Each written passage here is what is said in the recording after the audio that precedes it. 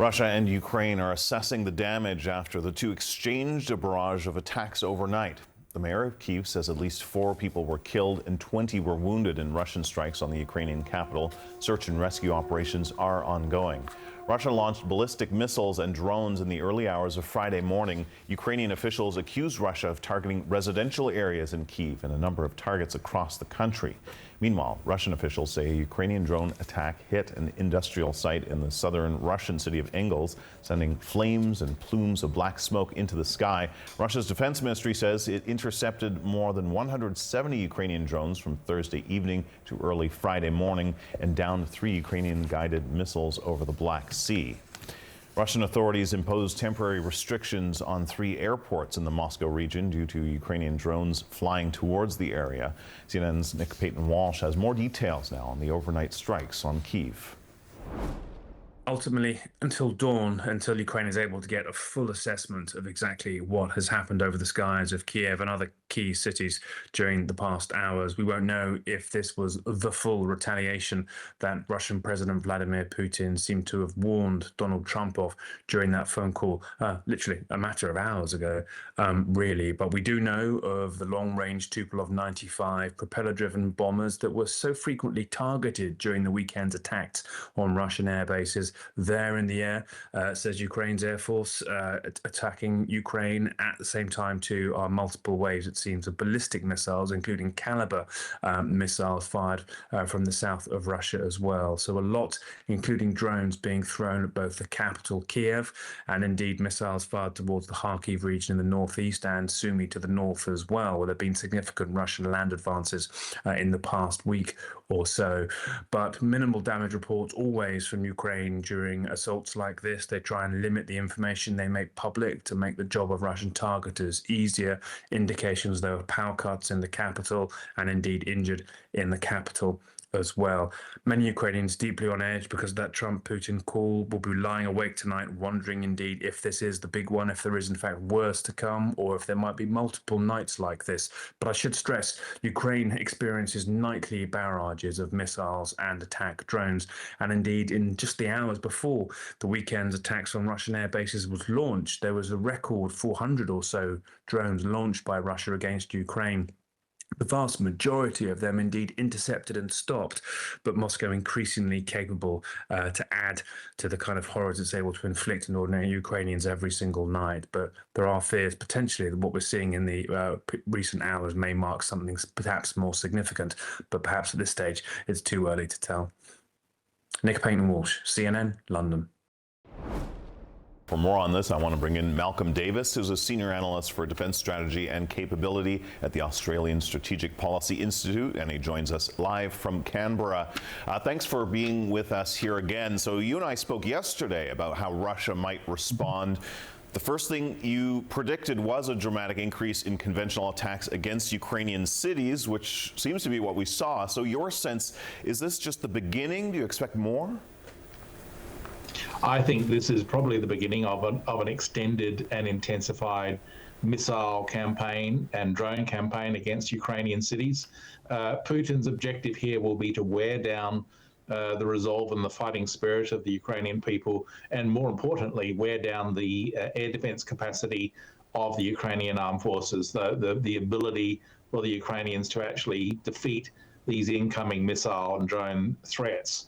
And so I think what you will see is more of these large attacks on Ukrainian cities, more intense attacks, and potentially the introduction of new types of delivery systems.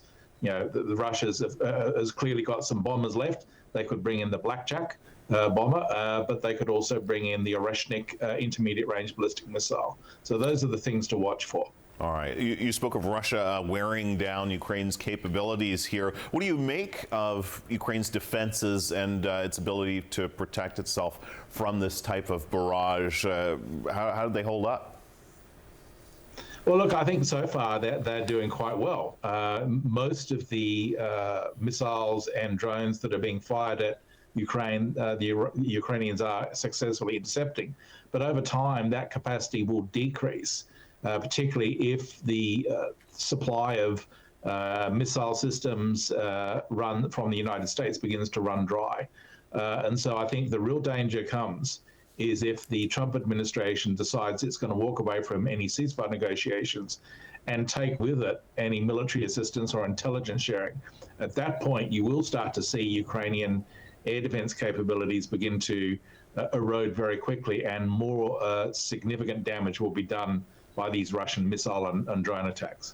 Yeah, so on that, on the U.S. taking away its support, I mean, Ukraine, as you say, relies on U.S. technology to defend itself. According to CNN's reporting, the Pentagon will be diverting anti-drone technology from Ukraine to U.S. Air Force units in the Middle East. And apparently what we're talking about here is these proximity fuses for the rockets that Ukraine uses to shoot down Russian drones. So explain the importance of this. What impact might this have for Ukraine to lose this type of technology?